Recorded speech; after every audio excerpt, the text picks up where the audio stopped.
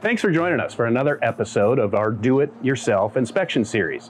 Today, we're going to take you out to a mid-80s apartment complex. It's got vinyl siding, shingle roofs with no soffit overhangs. It's got clubhouses and carports. We'll see wood trim. We'll see a variety of issues. We're going to be talking about stairwells. So stair treads, are they in good shape or are they broken? Stair stringers, those are the wood beams that hold your treads in place. Are they rotten? Can we poke a pin into them?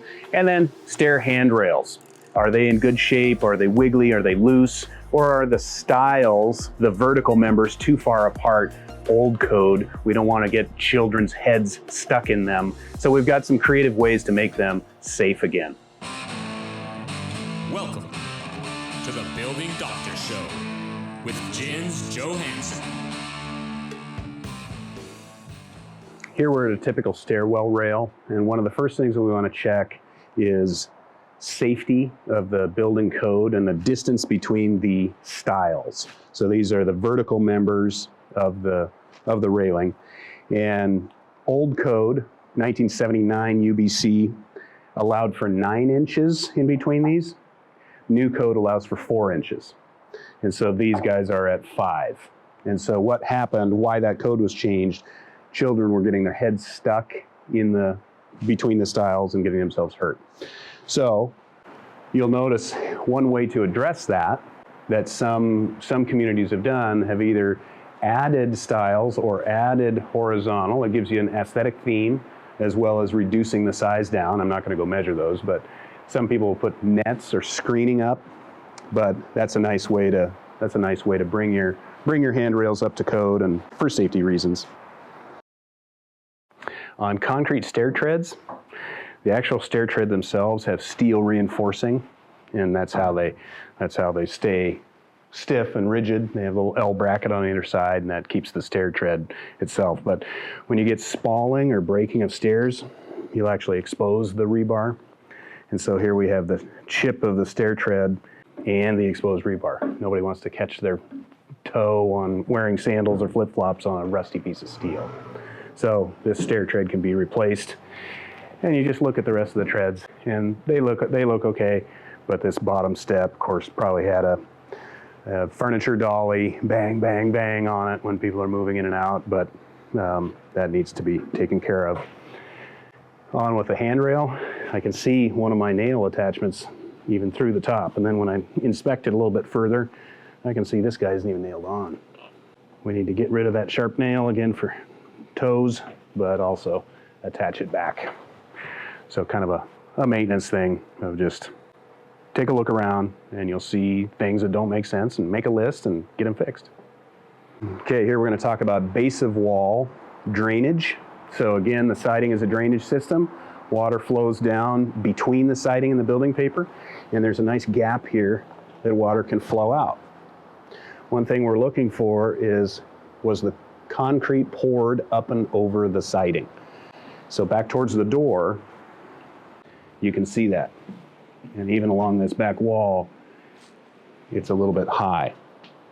So they did it so that this entryway drains.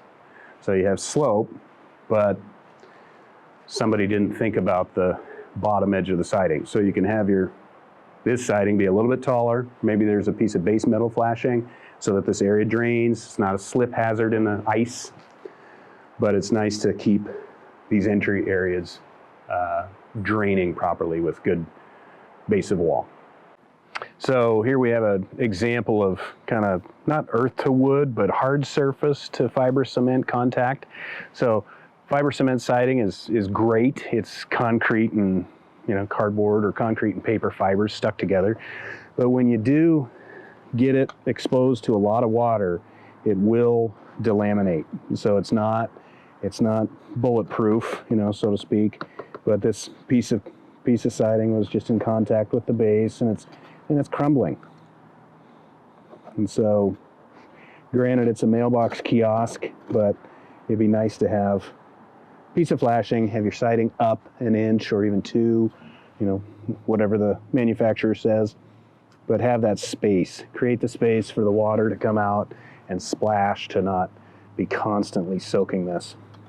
Now, while we're down here, we're going to look at post base, and so I see a good metal post base, but the metal post base looks a little crumbly.